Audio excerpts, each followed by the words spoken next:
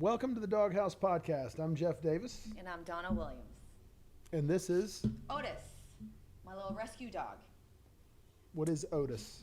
Otis is a coonhound mix, and as you see, he's young.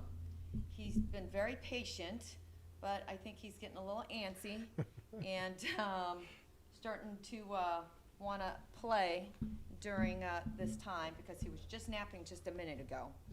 But I think that leads us into why dogs, Get surrendered. why it's really important for you to have your dog trained. Mm-hmm. He is most of the time pretty trained, except for at this particular moment where he wants to play and jump around. But the importance of obedience training, when dogs should be doing what they're supposed to be doing. You know, we have a lot of these animals that are abandoned, dumped, all sorts of reasons why they end up at the shelter or at rescues.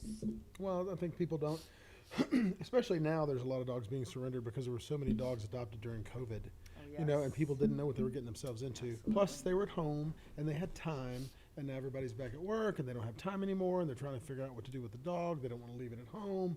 You know, so not to mention the fact that they didn't do any research at the beginning. It was a knee-jerk reaction to, I need a pet, go get a dog. You have no idea what the breed is or any kind of back story on, you know, what you're going to be dealing with, you know, with regard to like a husky is so much different than a hound mix or, Yes. you know, some sort of a pit mix or the smaller dogs and the grooming and all those things.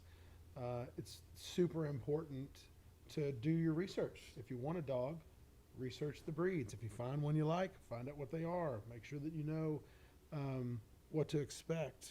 Well, I right? think for me, I think the most important thing right now that we really need to get out there is the importance of these dogs that are bred bully dogs, and now they got micro bullies, this bully, that bully. The background of what some of these powerful dogs can do. You know, they see, you know, everybody showcasing these cane corsos and just how big and powerful and how loving they can be, this and that, and then not understanding the background of how protective these dogs can be without any training. You know, and when you've got a 200-pound massive dog that has no obedience, no training, it's in his genetics to be protective. Mm-hmm. And you just let it run amok, and then this dog bites somebody, or you have these doodles that everybody has, and They're they don't wild. understand the maintenance. Yeah, and they're wild too. I mean, a lot of them, you know. They're high energy Yes. dogs.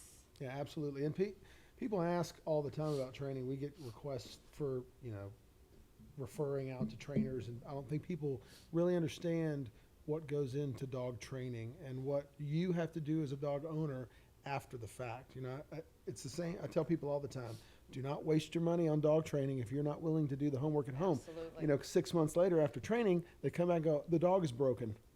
It's not doing what it's supposed to. Well, because you Exactly. just put it in a crate or kept it in the backyard and didn't do anything on a daily basis to keep it going.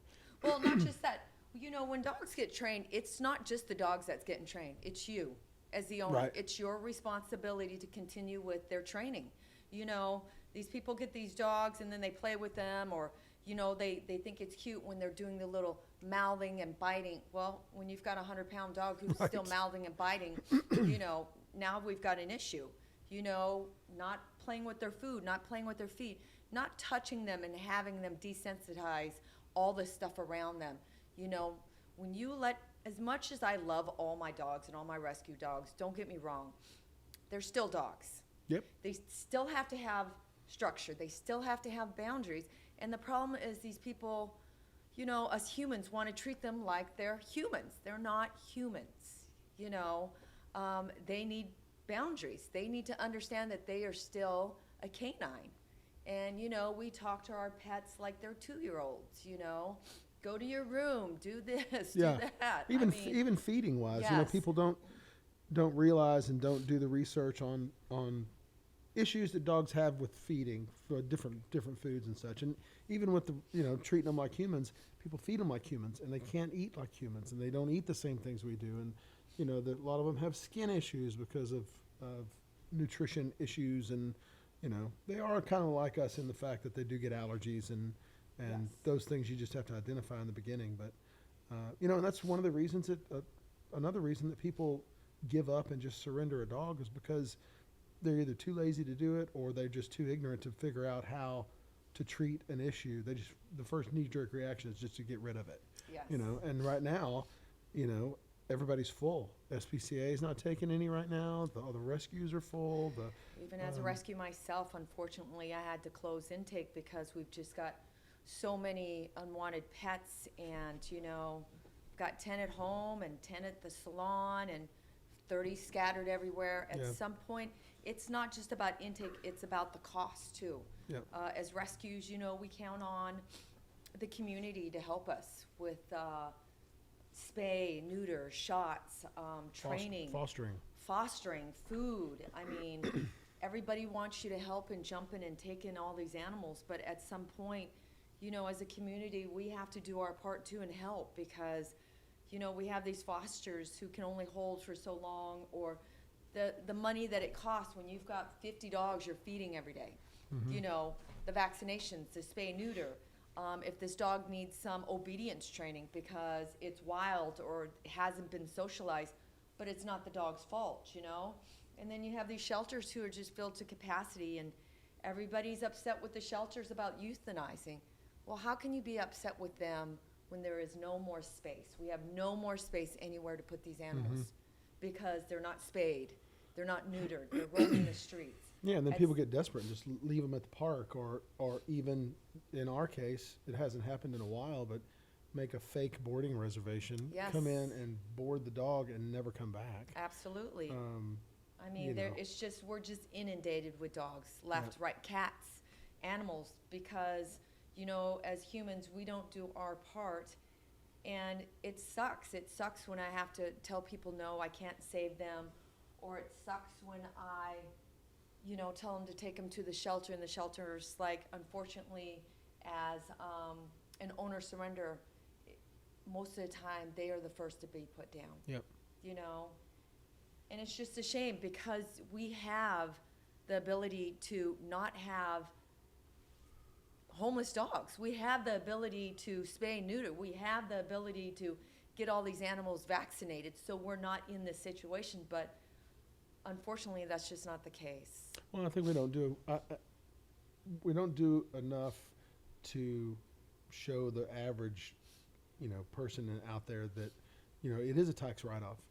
They can, if you're giving money to a community or to a organization that Yes, it is you a get a tax tax write-off. write-off. Absolutely. I mean, like you said, we do have the means to make it happen, but we just need the help from the community. But back to the training thing. I mean, people need to figure out on their own also how to care for the dog, and like crate training, for example. Not leaving it in a crate all day and then wondering why it's acting crazy. Well, put Well- yourself in a box all day and figure out how you'd be at the end of the day, The best thing about where we're at in this generation is technology. You know what technology does? Is it gives you free platforms, free training. There's people that post amazing trainers, behavioral trainers, that gives insight on the breed that you get, on the simple things that you can do without paying, because not everybody can afford $5,000 to get a dog trained. Right. That's just facts. But when you have all these platforms that gives you all these amazing tools to train your dog, potty train, when it comes to food aggression, when it comes to crate training, when it comes to all these amazing things that you can do to, YouTube. Yes, Yeah. YouTube, TikTok. I mean, all these platforms that gives you this information to take care of your dog for free. Right. But people still, to this day, don't do what they're supposed to do, or get breeds that are way over their head. Right. They get these massive dogs and they live in a 400 square foot apartment, and then they're like, the dog's destroying everything. I don't understand why. Really? Well, and in some cases, advice is free. People call us all the time for Yes, advice. they do. And we don't, we don't charge for the free advice. Even like with socialization, people have a lot of questions about socialization. God, the and they think importance. that, like with doggy daycare, for example. Well, why isn't anybody throwing the, ball and playing with my dog all day? Well, they're there to socialize with other dogs. Yes, You know, it's just like sending your kid to school. A kid's not sitting with the teacher all day. yes. You know, they're to socialize with the kids in the class. Absolutely. You know, and that's where they learn to be able to go out in public, and take them to Home Depot and walk them around. Or when you go to the dog park, they don't act crazy because they've never been around a group of dogs before. Well, and also, the problem with a lot of these dogs these days is we didn't have all these issues earlier on, I don't think. But now we have dogs with anxiety. You know why? It's because these parents are telling them, okay, sweetie, now I'm leaving. I'm going to be back in 30 minutes, okay? And you get these animals all amped up. They don't need to know that you're going to get your hair done. Oh, yeah. They don't Separation care. anxiety. Yes, and now we've got medication for that. Yeah. And, half of these problems isn't because of the animals. It's because of us humans Oh, yeah. causing these problems in the dogs, Yeah. in the animals. It's the same with kids. Yes, it's the same When we grew thing. up, we didn't have the same issues that kids have today as Oh my far as gosh. anxiety and ADD and ADHD and, Yes, now we have so many issues with these animals, and now that we have all these people, taking all these breeds and mix matching them, and now they're saying, well, now I got a new Burma doodle and a Portadoodle and a I can't even go through how Yeah. many doodles we have Doodle and, yeah. yes, a graded doodle and not just doodles, but when it comes to bully breeds too, you Yeah. got the micro bully. I don't even understand what that means. Yeah, or what they are. Yeah, and what their purpose are. Right. Right. know, And the physical because- issues that come along with that inbreeding and the combining of the breeds, they have so many issues that they just compile, like all those flat-nosed dogs and English Yes. bulldogs and all those things that we see. It's because people want designer dogs. Yeah. Just like they want a designer purse and a designer that. At the end of the day, when you've got a 2-pound puppy and you don't see it walking, you accidentally break its leg, Yeah. you're not just breaking the leg, you're breaking a lot of other things because it wasn't built for stability. Because Right. now you've made it into a micro Maltese, Right, because right. they want these pocket puppies. Right. And yeah, unfortunately, as humans, we destroy a lot of things. We cause a lot of these issues ourselves. Yeah. Totally agree. So I think the moral of the story here is, if you are interested in adopting, reach out. We're happy to help and give you some direction. Do your research, figure out what breed you are comfortable with, what size dog you're comfortable with. Learn what they eat, what their diets are, what their pros and cons are, and make an educated decision on what kind of a pet you want to have, and you'll be much happier. absolutely. Can you tell me about your rescue as well? Oh, sure. And So Otis is a part of. and today I wanted to point out today too, the reason I brought Otis is because Otis was a stray. He lived in the woods for 6 months. And as you see, his finder spent time with him to work with him. He's leash trained, he's potty trained, he's crate trained. It's because they cared enough to, when they got him off the streets, to socialize him and do all the things before I took him over. And I really want to thank them for that. But look how amazing this wonderful dog is, okay? And this is just with the free training that they were able to find off the platforms that they do. And Otis is currently up for adoption, so if anybody's interested, please don't hesitate to reach out to Donna's Love Pet Rescue. We've got a lot of amazing, beautiful animals out there. And if I don't have what you're looking for, I can always point you in the right direction with all these other amazing rescues that do or might have what you're looking for. Can you pull us up the podcast? Sure. Well, thanks a lot for joining us today. We appreciate it.